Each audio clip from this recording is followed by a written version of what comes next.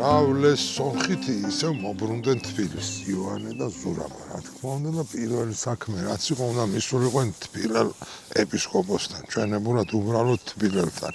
რახან ეს კაცი მაშინ განაგებდა მანგლისის საქმეებსაც და იქიდან დაებარებინათ რაღაცები და გამოეტანებინათ კიდეც წერილები. ეს იყო აბდულა ბეგი ხო გახსოვთ აბდულა ბეგი? აი იმის შვილი. ახალგაზრდობაში დაქვრივებულიყო, წასულიყო ბერად და მაგრამ როგორც ეხა დიდგვაროვნებს ჩვეოდათ უცაბედი კარიერა ვერ გაეკეთებია რა ქვია და მაღლა ვერ წასულიყო, იმიტომ რომ აბდულა ბეგის შვილი იყო და ერეკლე ძალიან რა ქვია აჩერებდა და არ უნდოდა მისი რა ქვია ესა წინ წამოწევა არც ეპისკოპოსად და არც კიდე მერე და მერე ხა ეს. მაგრამ აი ანტონ კათალიკოსმა ანტონ მეორე მერაკლეს შვილმა ის წამოწია და საკვირველიც ეს იყო რომ რა ქვია მოუხდათ ამათ ერთმანეთში უთანხმოება და ეს ამბავი რა ქვია მოკლედ როცა იოანე მივიდა იქ არ ჰქონდათ კათალიკოს და თბილენს კარგი ურთიერთობა როგორც ჩანს ერთმანეთში და საერთოდ კიდე ისე იყო რომ თბილელი გავლენით მეორე იყო ხოლმე აღმოსავლეთ საქართველოში და თუ ისეთი გამოდგებოდა რა ქვია მოწადინებული ამ საქმეებში გახლართული პირველიც იყო ხოლმე მაგრამ იოანე რომ მივიდა იქ დახვდა ისეთი სცენა როგორიც ხვდება ხოლმე ჩვენ ამ წიგნში რომ ეს გასულიყო თავის უკანა ბაღში რა ქვია თბილელი და უვლიდა თავის მამლებს, ყვერულებს ყავდა ეს მამლები, რომლებსაც ასუქებდა და გაბრაზებულიყო ერთი ცალი მომპალაო და უეჭველად უკვე დაკლული ყავსო, რაღაცასო და თურმე ბევრ ადამიანზე აქ ეჭვი მერე ხო და ისეთი კარგი ამბები მომიტანებოდა შენც გიცნობო, შენთვის უნდა დამეკლავა ესო მე და ინიცის უნდა დაეკლა, არ უნდა დაეკლა, მაგრამ ამაზე ბრაზობს ძალიან თან მანგლისის ამებს ეკითხება, მაგრამ იოანეს სხვა ამოცანა აქვს, რაც ავტორს აქვს, ის რომ წარმოაჩინოს ამის წინააღმდეგობა რა ქვია კათალიკოსთან და შეყრენა ლაპარაკს კათალიკოსობა რა არის, რა უფლება აქვს, ის აქვს, ესე და ეს მაინც იძახეს ჯოხით გავლახო, ვინც ეს წაიყვანაო. ეს ფრინველი ჯოხით უნდა გავლახო. ამან თქვა კარგიო ერთი მამალი რა გახდაო, ამდენი ხო 9 ხო დაგრჩაო. რას ლაპარაკობ ბიჭო შენაო? ერთი ნაყოფი გასინჯა იმან და 64-დან გამოაგდო და მე ჯოხი აღარ გადავარტყავ იმას რა ასე ნაზარდი ისინი.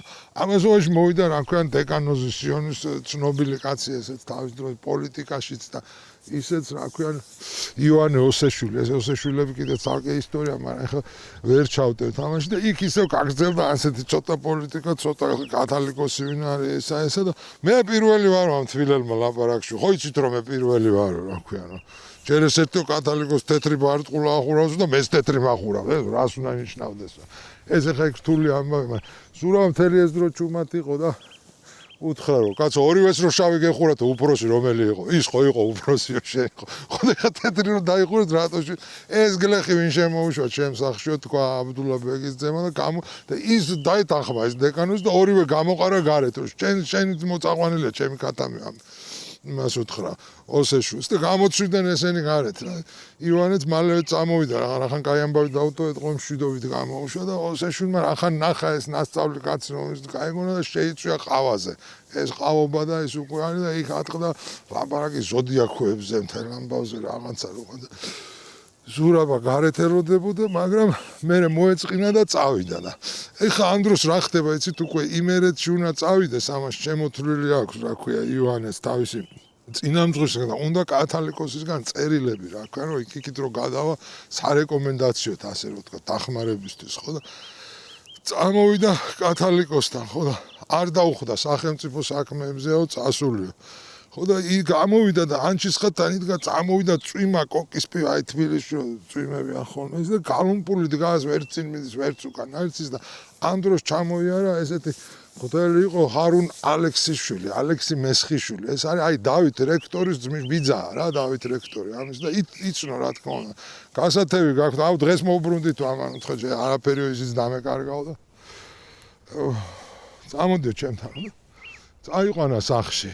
უკვე 4 შაბათი დღე იყო რა ქვია და ვეღარ ჭამეს ხორცი რაღაცა ყველი ისა და ხიზი ლალასაო და რა ქვია თევს დააძღენო გამოვულა გამან კარგად გაუმასმიცა და ღვინოც მიაყოლეს რა ქვია და მე გაუშალა აქეთ როგორც სტუმარს და დაიძინეს, მაგრამ ამას მარილიანზე ეტყობა, რა ქვიან, გაიღვიძა, ღამე და წყალი უნდა და სანთელი ვერ ნახა. დადის და ამ სანთელს რა ქვიან ეძებს და წამოედო ხალიჩას ამ ოთახებში სიარულისას და დაიცა ვიღაც ლოგის ეს გამოდგა რა თქმა უნდა მის ცოლი რა ქვია ამ მღვდლესა. დაიცა ზემოდან და იმ ქალმა დაიწყო კივილი, არის სიბნელი, ვიღაც კაცი მაწევს ზედან ხტელი გამოვარდა, ეხა აი ამბავი იპოვა სანთელი შემორდა ეს დაწეს და ვერ დგე, რატო ვერ დგება არ ვიცით, იმიტომ რომ ეს ჭირდება სცენას ალბათ და უტაკა ხელი ახალოხში შეუნამუსო, გასვიო, გაჭამეო. ხა იოანე ვინც ვიცით ამ წიგნის მან ამის ქნელი ადამიანი აი ყველაფერზე იძახის, უი ბატონო, უი. არაო ამან უთხრა წყალი მინდოდა, არ გინდა რა წყალი და ამ ახალუხზე რომ ეკაჩება იოანეს ფული აქვს მონასტერში და დიდი ქისა უდევს, ხო და ამან ფიქრო ბალენ ბოლომდე შეურაცხო. ეხლა მამეც ეგ ახალუხიო, ვახშმის ფულიც ვიშოვე ქალო, წოლსეუნება, ანუ წავართმევო ამ იმას რა ქვია. ფულსო და ამ ძიძგილაობაში მეორე ოთახიდან გამოვიდა თურმე იქვე ძინავს ჩვენ დავით რექტორს რა ქვია. ეს ჩვენ მანამდე არ ვიცოდით. რა ქვია ბიძამის იქ არის სტუმრად და ძინავს დაკრივებული და შეხედა რაც ხდება იოანე დაინახა, გაიკვირვა რა ქვია და რო გაიგო რაშია საქმე. უთხრა რომ ეგ ბიჭი მაგის ქნელი არ არისო, გაუშვიხავ და ვერ აშვებინებს ამ იმაზე რა ქვია ყელსა. კი არა, ჩემი მოწაფეა ბიჭო, მაგას იზამდაო, არ იზამდაო.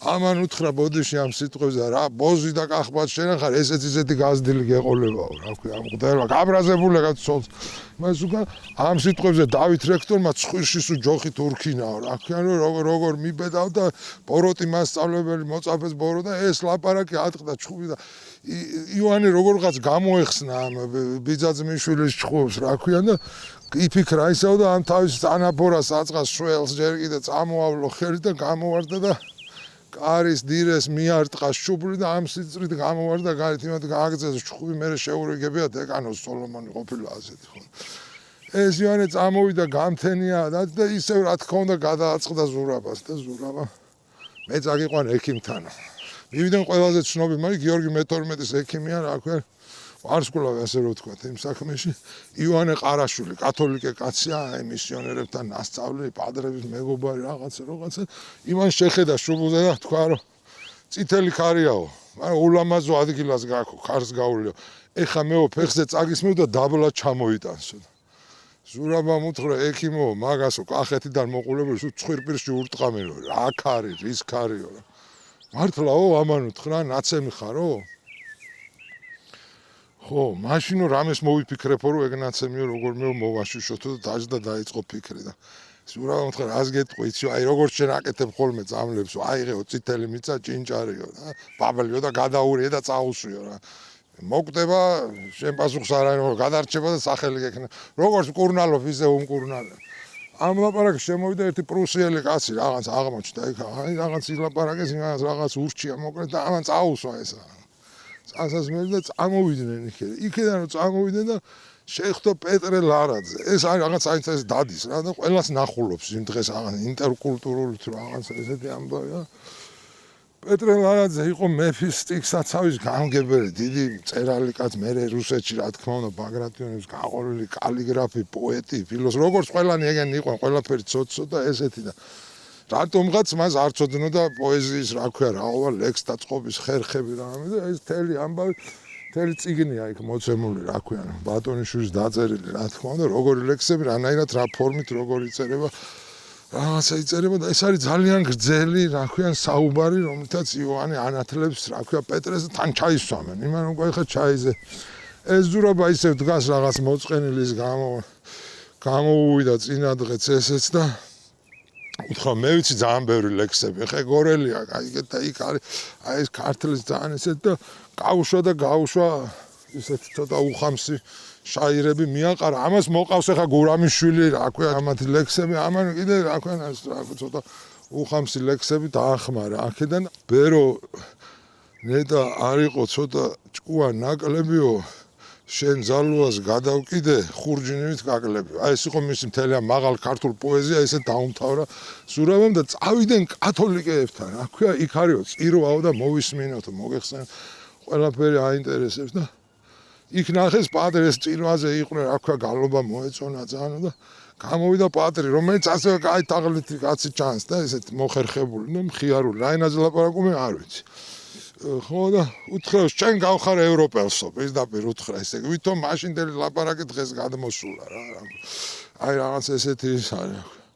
ვერავთ ისა გაქო, ქერა წვერი გაქო, ცისფერი თვალებიო, მაღალი ხარო, მხარბეჭიანი. აქედან ვიგებ ჩვენ ივანე ხელაშვილი როგორი გარეგნობის ყოფილა და დედა ან მამა ხო არ ყავდაო ევროპელიო, ესე ეკითხება.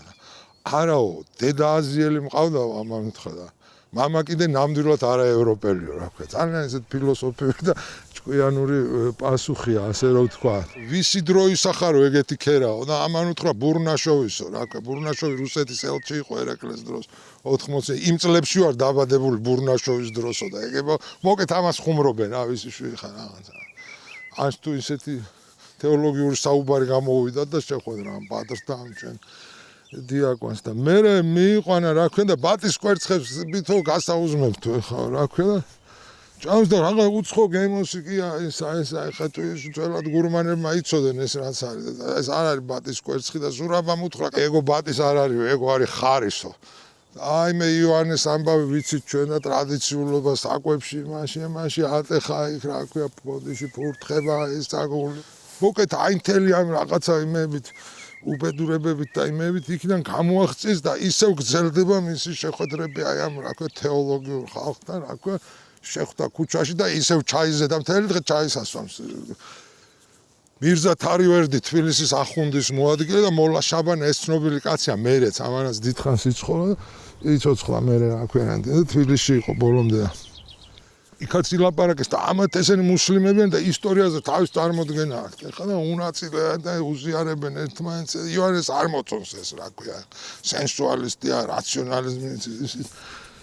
ასე იყო, ისე იყო რა ქვია, როგორღაც იქიდან გამოაღწია, მაგრამ ამასობაში წამოეწია დავალებები ამას რა ქვია, რომ წადეო დოსითეოს შემოეთვალა რომ წამოხვალ კავთის ხევისკენ ახლა იმერეთშინა წავიდეს იყიდეო რა ქვია რომ ხატები იყიდეო რა და ისიც დამიმზადეო ბეჭედიო მონასტრისთვისო რა ქვია და ესე მივიდნენ ისინი მაშინ და თბილისთან მხატვრებთან ყოფილიყო ვინმე დავითა მხატვარი რა ქვია და ხატებსაც წერდა და ეთყვა ისეც ხატავდა რაღაც და არ მოეწორა იოანესო ხელებისაც უნდა ქონოდა კაცო იქ ფეხები ეხატაო რა ქვია და დაუწუნა ეს ნახატები მოკეთ ვერ არჩია ვერც ხატი არჩია და ვერც ნახატი და ვერაფერი და მე წავალ ისევ შენ მასწავლებელთან ანუ ვინც ამ დავითას ასწავლა ხატვა და მივიდა ასეთ თურმე ცნობილ მაშინ იონათამიშვილთან და იმასთან კი ყველაფერი მოეწონაო და ეს გადარჩენილი ოქრო წინაღამის გადაიხადა ამაში და მერე კი წავიდნენ აქაკთან.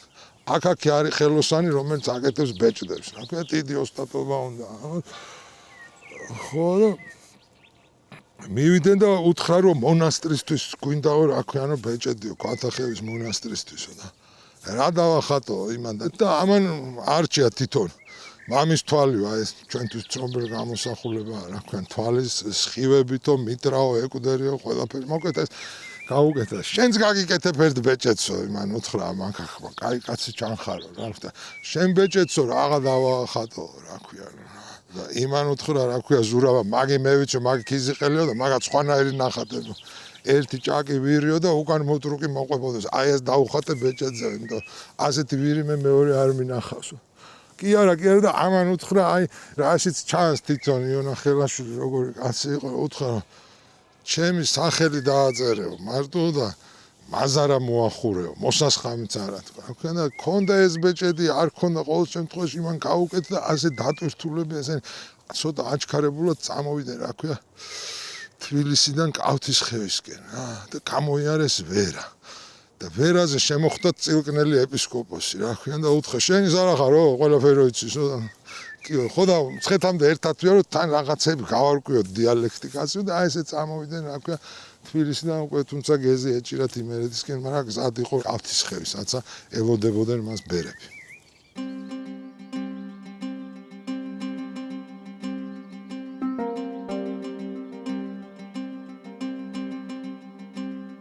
მცხეთაში რომ გამოეთხოვა კეთილ წილკნელს იოანე გეზი აიღო ძეგვისკენ რა თქმა უნდა ზურაბაც ახდა და ძეგში შემოეყარა მასავით ასე მოკალმასე მღვდელი ეგნატე ონისიმესძე, რომელიც დიდ ურემს მოუძღო და რაც შეეგროვებინა იმას კიდე თავის სამრევლოში მიქონდა, რა ქვია, მოიკითხეს ერთმანეთი თკბილად და მერე კი ამათ გამოიჩქარეს კავთისხევისკენ, სადაც ამას უნდა ენახა ბერები, დაეტოვებინა, რაც დასატოვებელი იყო და უკვე წერილებით შეჭურული წასულიყო იმერეთისკენ.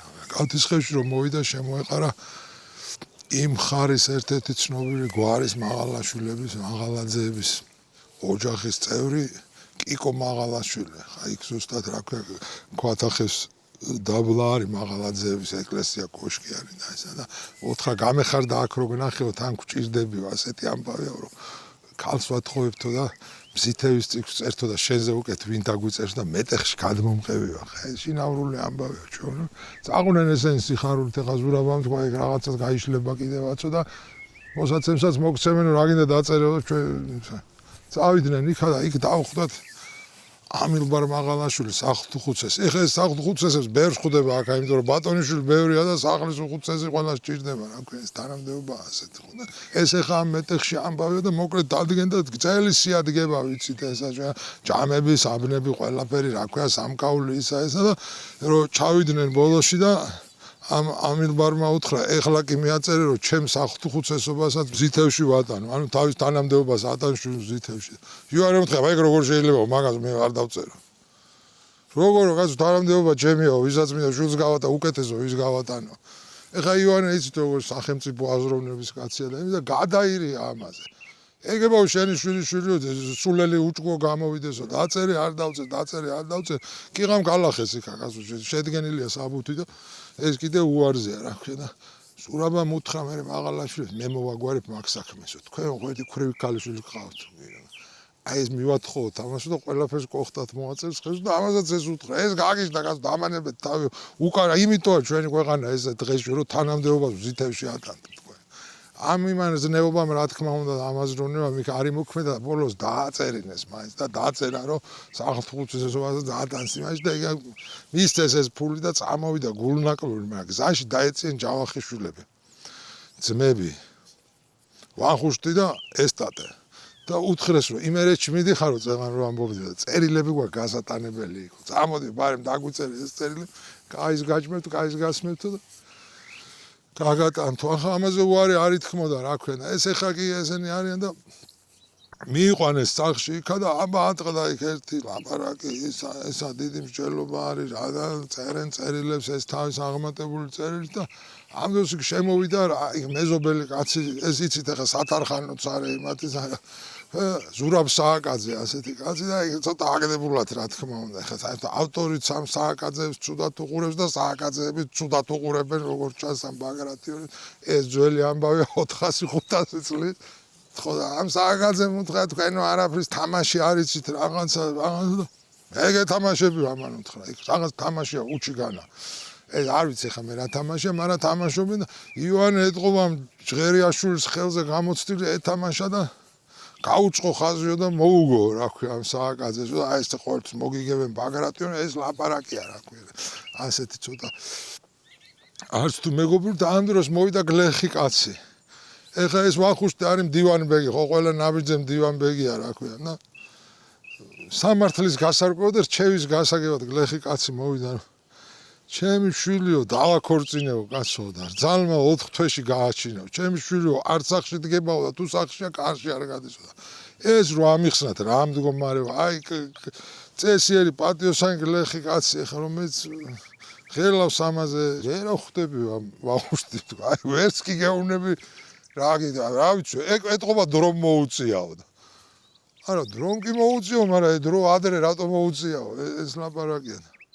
კიო, ეს სააკაძეუნება. გააჩენდა 4 თვეში, კიო, ვიცი მე ეგეთი ამბები ხშირად ხდება. იოანე ამას უსმენს კაცი და ავტორებში და წიგნებში და ენციკლოპედიებში თავჩარგული კაცია და რას ლაპარაკობთ ადამიანი ღორი ხო არ არის უცხო როგორ გააჩენს 4 თვეში. იოანემ დაუწყო ახსნა 9 თვე ამბავი ყველაფერი, მაგრამ ვერ აძლევენ ამ გლეხს პასუხს.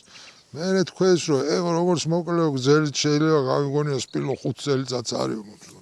ახლა ამაზე მოუყვა ზოოლოგიაში შევედი ყველაფერი ეს იყო, მაგრამ ბოლო ის იყო რომ წავიდა გლეხი უპასუხოდ წავიდა. ეგება ასე ჯობდა, რა ქვია, რა ვიცი. იცი რა, იმ ამბისთვისაც, გლეხისთვისაც, მისი შვილის. მდივან ბეგმა მოკლედ ვერ გასცა გადამჭრელი პასუხი ან სამეცნიერო, რა იყო ესა? როგორ სასწაული მოხდა, ბავშვი გახდა გაჩნდა 4 თვის თავს. აქედან კიდე წამოვიდნენ ზურაბა და იოანე გორში და გორიდან უკვე უნდა დაადგენ იმერეთის გზა და გორი ახლა ზურაბა მშობლიური ქალაქია, მაგრამ იქ მაგას ტრიალის და იმის დრო არ ქონდა, ქუჩაში შეხვდათ ერთი კარგი კაცი გოდერძი ფირალიშვილი, რომელიც იოანესთვის ძველი ნაცნობი და შენახვედრი კაცი იყო, დივნათ იყო, დამწერ მდივნათ იყო მეფეს. შეატყო, ვერ იყო ხასიათზე ეს ფირალიშვილი. გამომაგდესო იქიდან, აღარ დამარჩინესო მეფის კარიდან. რა თავდა ბიჭო შეატყვესო რომ ყველაფერს მემავალებდაო რა. დასაწერი რაც იყო მისი პირადი საწერი სულ მე წერდი და გადაირიენეს თავადები და ესა და მომიწყვეს რაღაცა და გამოვერიდე წამოვედიო. ბიჭო შენისთანა კაციო, შენისთანა დამწერი კაციო ესე. ხო და მაგიტომაცო რა, იქ ხა მაგას 60 კაცი დაყვებაო მეფე გიორგიზეული. იმ 60 და 2 მაიცის წერა კითხო, წერი რომ დააწერე 2 მაიცის. ერთი არის ეგნატე თუმანიშვილიო, მაგრამ რომ დაწერსო, თავის დაწერს ვერ კითხულობს, სხვა როგორ წაიკითხავსო. მეორე არის პალავანდიშვილიო, რა ქვია, ეხლა დანიშნულიო, რა ქვია. პასლანი გათო, სინამდვილეში უფრო ადრე, მაგრამ აი ეს ელიაზარ პალავანდიშვილი. პალავანდიშვილი კი დაწერსო, მაგრამ თავის აზრს ვერ დაატასო. ეს ორი კაცი ყავს ეხლა, ერთი თავის საქმეზე და მეორე იმაზე. ვინ წერს იქ წერილებს არის, მე კი გამომაგდესო, რომ შენ აქ რაღაცა ძალიან მაღლა წახვედიო რა. გარშემო ახვევიაო ესეთი ხალხიო. ამ ტკიუზე იყო და ამაზე და დაასხდნენ და ამ იმერეთში წასვლის წინ ისაუბრეს ამბარტავნებაზე. ამბარტავნებայի და კიცხვაი არა დატევნილ არიან კაცმოყვარეობასა თანა, არცა გულითადობენ და არცა განდიდებისა თანა, ყოველთა სამართათა კაცობრიობისა თანხმობენ. სურვილი სრულებისა მოყვარებისა და სურვილი დიდების მოყვარებისა, ხშირადე აღრეულ იქნების ამბარტავნებასა თანა. და აი ესე წავიდა ლიხს გადაღმა მერე იოანე და მიყვა უკან ზურაბაც. ამთავრდა.